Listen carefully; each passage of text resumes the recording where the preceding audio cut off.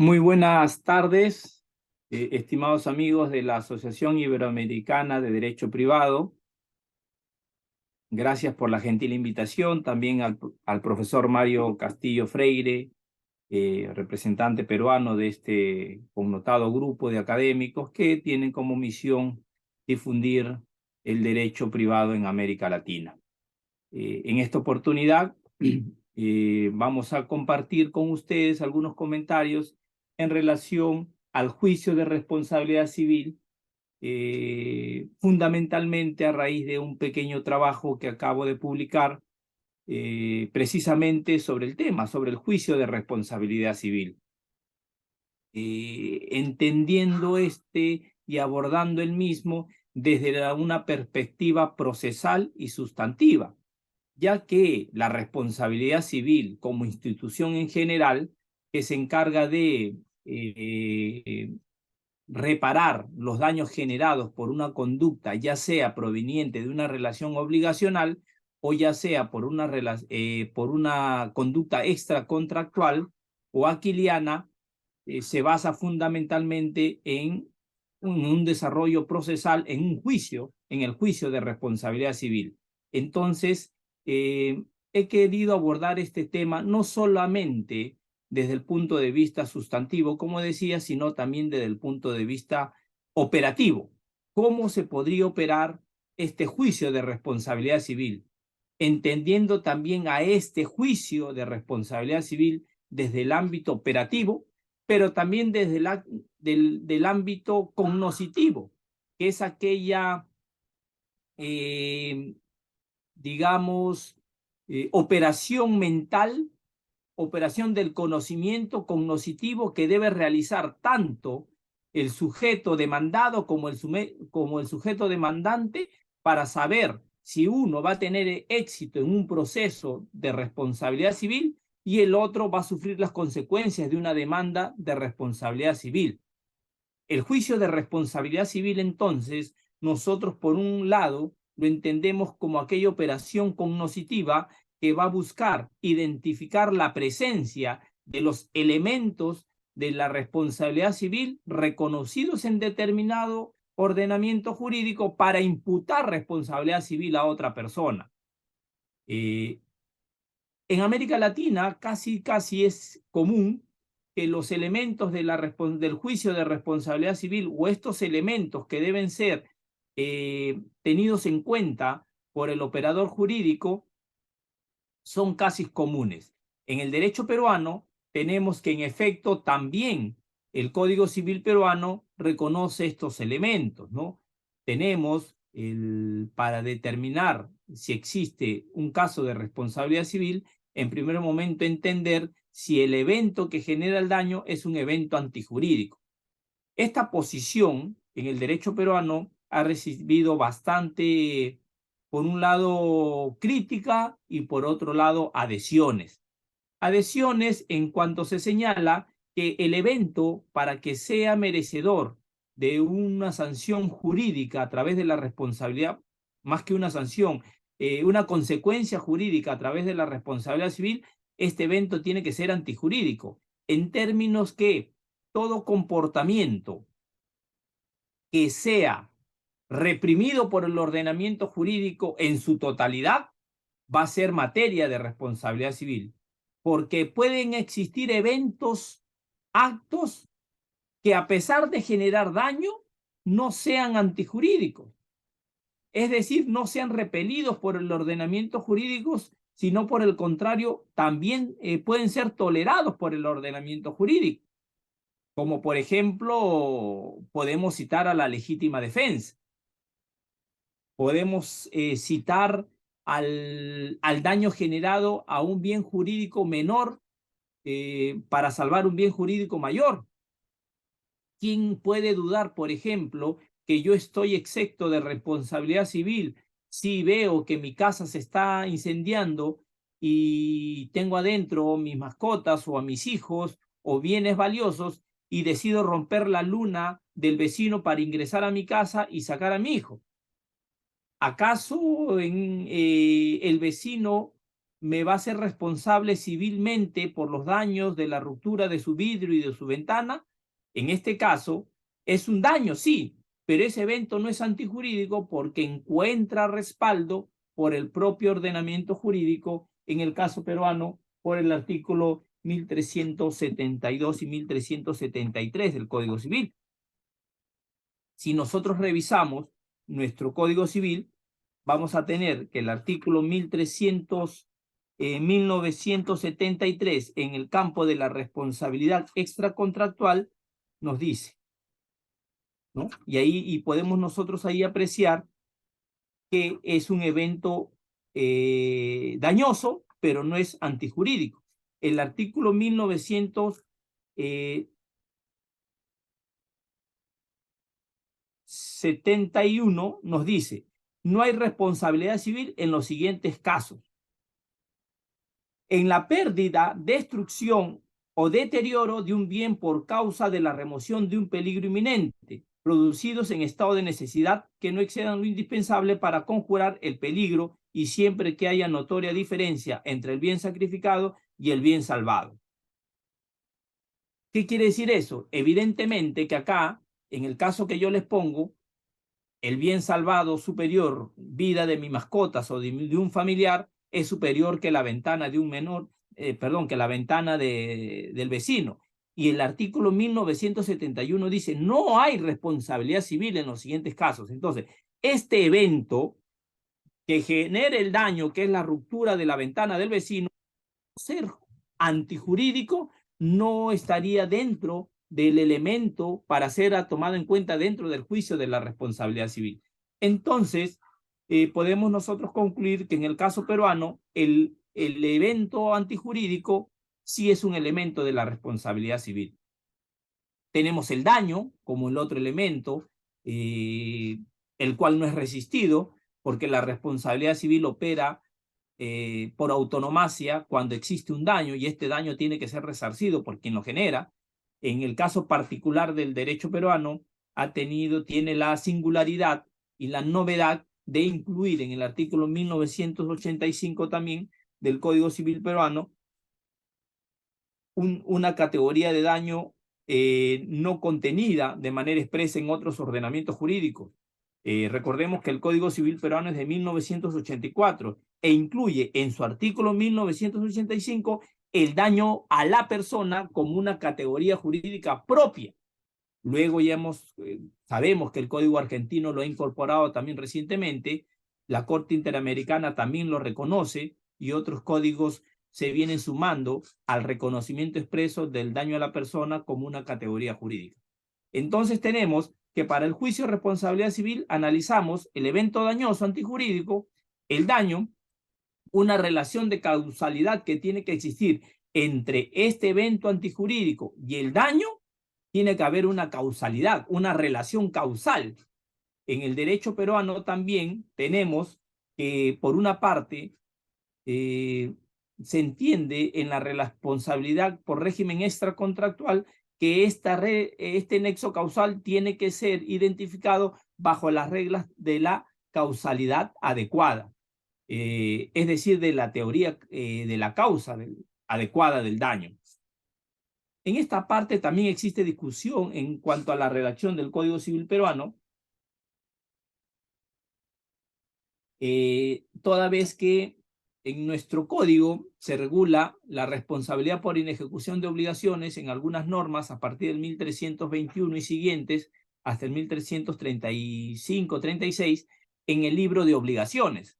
Y la responsabilidad generada por fuente extracontractual se regula del artículo 1969 al 1986 del Código Civil. La particularidad que tiene nuestro código al momento de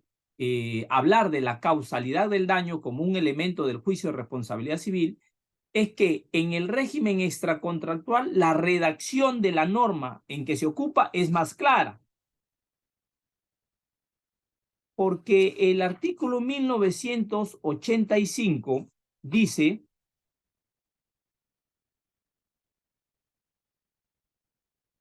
de manera clara: La indemnización comprende las consecuencias que deriven de la acción u omisión generadoras del daño, incluyendo el lucro cesante, el daño a la persona y el daño moral, debiendo existir una relación de causalidad adecuada entre el hecho y el daño producido.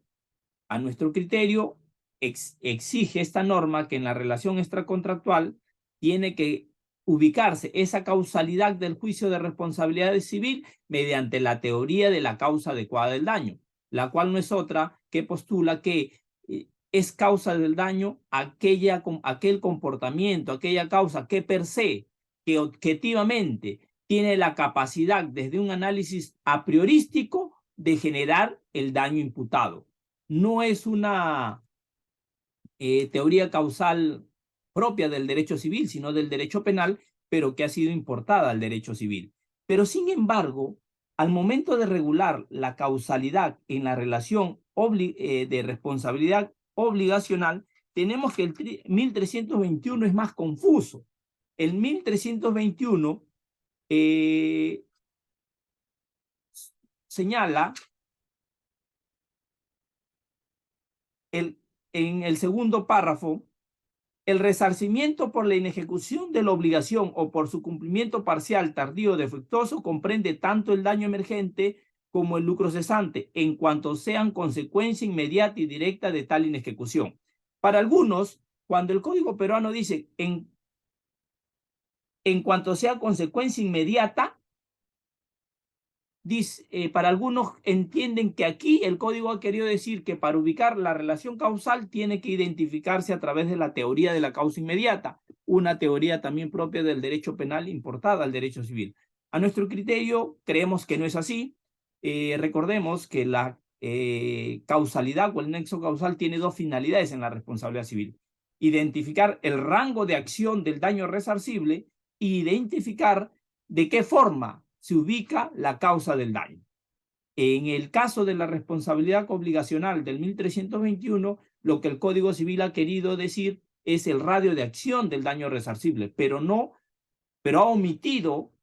señalar de forma clara, como sí lo hace en el campo extracontractual, la teoría causal que se debe invocar en ese tipo de responsabilidad civil. El otro elemento que se tiene que efectuar en el juicio de responsabilidad civil es el criterio de imputación. En el derecho peruano es el dolo y la culpa, tanto en fuente contractual o obligacional o en fuente extracontractual, ¿no? El 1321 tiene que interpretarse con el artículo 1314 del Código Civil. El 1314 del Código Civil peruano nos dice que quien actúa con la diligencia ordinaria requerida no es imputable por la inejecución de la obligación o por su cumplimiento parcial, tardío o defectuoso. El deudor no responde por los el 1317 nos dice, el deudor no responde de los daños y perjuicios resultantes de la inejecución de la obligación o de su cumplimiento parcial, tardío o defectuoso por causas no imputables. Es decir, en el régimen por inejecución de obligaciones, la imputación tiene que ser culpable. Esto es dolo o culpa. Y además, en el régimen extracontractual, el 1969 nos dice, aquel que por dolo o culpa causa un daño a otro, está obligado a indemnizarlo. Y la otra norma de la responsabilidad extracontractual, el 1970, también nos dice que aquel que mediante un bien riesgoso o peligroso causa un daño a otro. Vemos que el 1321, en la responsabilidad por inejecución de obligaciones, interpretado con el 1314 y el 1317, exigen culpa, dolo o culpa. En la responsabilidad extracontractual, el 1369 exige dolo o culpa. El 1970 del Código Civil, al tratarse de bienes riesgosos o peligrosos o de actividades riesgosas o peligrosas, le imputa una responsabilidad objetiva. Es decir, que para los daños que se generan en actividades riesgosas o peligrosas o mediante bienes riesgosos o peligrosos en el derecho peruano se le imputa una responsabilidad objetiva en donde no se necesita imputar dolo o culpa a quien causa el daño, sino simplemente la comisión del evento dañoso para que responda. Entonces, con esos elementos del juicio de la responsabilidad civil, nos enfrentamos a un proceso. En un proceso, en un juicio, en el juicio de la responsabilidad civil, evidentemente, el demandante tiene dos tareas fundamentales en este evento, en este proceso judicial. En primer lugar, entendemos nosotros demostrar el vínculo de causalidad o causalidad utilizando los medios probatorios que le asiste el ordenamiento jurídico procesal y la otra tarea bastante importante también es la identificación y cuantificación del daño. En muchos casos, en la práctica de derecho de responsabilidad civil en el Perú, muchos litigios se concentran solamente en cuantificar los daños de manera aleatoria y sin ningún análisis previo. Suelen solicitarse resarcimientos por montos exorbitantes cuando no existe un sustento lógico. Sabemos nosotros que los daños como el lucro cesante y el daño emergente son daños que pueden ser cuantificados de forma casi exactas o aritméticas, pero en el caso del daño moral o el daño a la persona, se necesitan criterios razonables y objetivos para cuantificarlos, ¿no? Entonces, el demandante tiene que establecer el nexo causal fundamental, identificar el daño y su cuantificación, cuando es el caso no patrimonial, de forma razonable, a efectos de que sea atendido por la judicatura. Y en el caso del demandado, tiene también, evidentemente, una tarea dentro del proceso, dentro del juicio de responsabilidad civil. La primera de ellas es romper ese nexo causal, tratar de establecer que no existe causalidad o relación causal entre el evento antijurídico que se le imputa y el daño causado, porque puede generarse que una persona puede realizar un evento antijurídico, pero ese evento no es la causa generadora del daño. Y es lo que se tiene que debatir en el proceso judicial, como por ejemplo, si, perdón, acá nosotros, por ejemplo, estamos en el Perú en bastante convulsión social. Si, por ejemplo, yo contrato a una persona para que lleve fruta de la tierra de donde soy, de la región de donde soy, de Ica, que somos productores de uva, a la capital de la República, que es Lima, que normalmente, eh, se demoran 4 horas, y yo hago el envío de esta uva con 10 horas de anticipación, ¿no? Pero este evento pero este traslado es interrumpido por una toma de carreteras que bloquean el paso por manifestantes que están en contra del gobierno, que lastimosamente últimamente en nuestro país se viene aconteciendo muy a menudo. Entonces, en este caso, hay un comportamiento diligente de mi parte de enviar la fruta con debida anticipación, pero ha sido un evento extraordinario que ha impedido que yo cumpla con la obligación. En este caso, si me demandan a mí por responsabilidad civil, ya que no llegó el camión con la fruta, el demandante me va a imputar señalándome que el incumplimiento de mi persona al enviar la fruta y no haber llegado le generó un perjuicio de pérdida, porque a la vez de repente él tenía que exportarlo al extranjero, o él iba a producir, por ejemplo, pisco con la uva que yo le iba a mandar. Entonces yo tendré que demostrarle en un juicio de responsabilidad civil que la relación causal, que la causa real del daño no es que yo haya enviado de forma tardía porque no lo hice, sino es la toma de la carretera, porque normalmente Ica-Lima es 4 horas, y por la toma de la carretera demoró más de las 4 horas normales u ordinarias que obedecería. En ese sentido, ambas partes en un proceso de responsabilidad civil se tienen que concentrar en primer momento en identificar plenamente esa relación de causalidad. Y como decía, el otro punto importante, que es el daño, como ya he dicho, el daño patrimonial, llámese lucro cesante, y el daño emergente tiene que ser probado. No puede ser supuesto. Recordemos que el daño tiene que ser real. Y en este tipo de daños es real y se puede probar de manera objetiva a través de documentos contables. Por ejemplo, un lucro cesante yo puedo demostrarle a través de una promesa de un contrato o a través de un contrato ya o a través de un documento que acredite que yo iba a percibir determinado ingreso y que fue interrumpido por la conducta dañosa, o el daño emergente que puedo acreditarlo con todos los gastos que yo hice, ya que tú no me enviaste la uva a tiempo, tuve que comprar uva de inmediato a mis vecinos acá en la ciudad de Lima, ya que no llegó la uva de Ica, y eso obviamente me generó un gasto adicional, porque lo que iba a pagar 10 por kilo, tuve que pagar 15 por la rapidez. Ese daño emergente se puede probar de manera objetivamente, ¿no? Entonces, el demandante va a tener que probarla y el demandado va a tener que desacreditarlo en el sentido de que el daño no es supuesto y su cuantificación tampoco es supuesto. La cuantificación, fundamentalmente en el daño patrimonial, tiene que ser realizado a través de documentos contables válidamente reconocidos en los ordenamientos jurídicos. En el caso del daño extrapatrimonial, puntualmente en el daño moral y en el daño a la persona, en nuestro medio no existen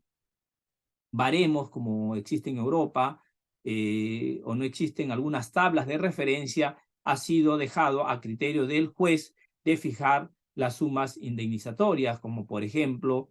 tenemos nosotros el sonado caso del futbolista peruano Paolo Guerrero,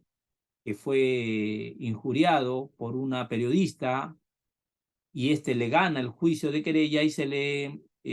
fijó 200.000 soles por daño a su reputación de este futbolista, ¿no? Pero por otro lado, tenemos sumas resarcitorias de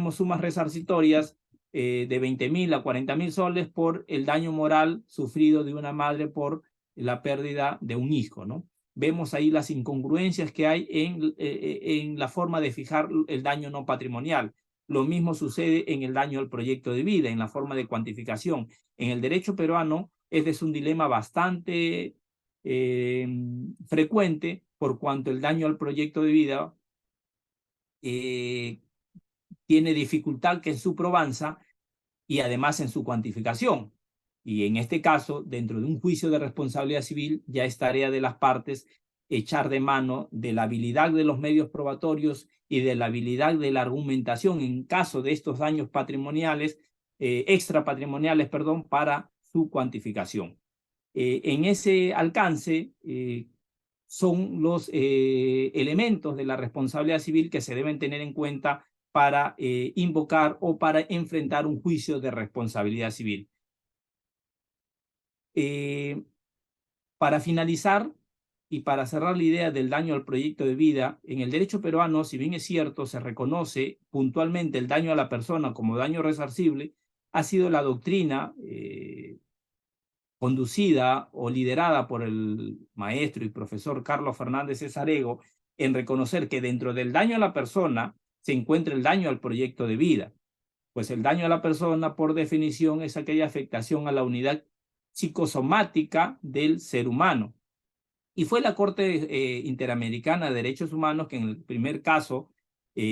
allá por la década de los 90, en el caso Loaiza Tomayo contra el Perú, que reconoció que el daño a la persona, que el daño al proyecto de vida estaba reconocido en el artículo 1985 del Código Civil peruano a través del daño a la persona y otorgó el resarcimiento, si bien es cierto, no de forma monetaria, pero de forma significativa, de forma honorífica, que se le pida disculpas a esta ciudadana Loaiza Tamayo, que fue sentenciada y procesada por terrorismo cuando no era terrorista, y se le reconoció su daño al proyecto de vida. Posteriormente, la misma corte en el Tribunal Benavides, en este caso ya sí reconoce el daño al proyecto de vida y otorga un resarcimiento económico en especie a favor de este otro joven que siguió el mismo caso de Loaiza Tamayo, habiendo sido sentenciado y condenado por terrorismo en sede peruana.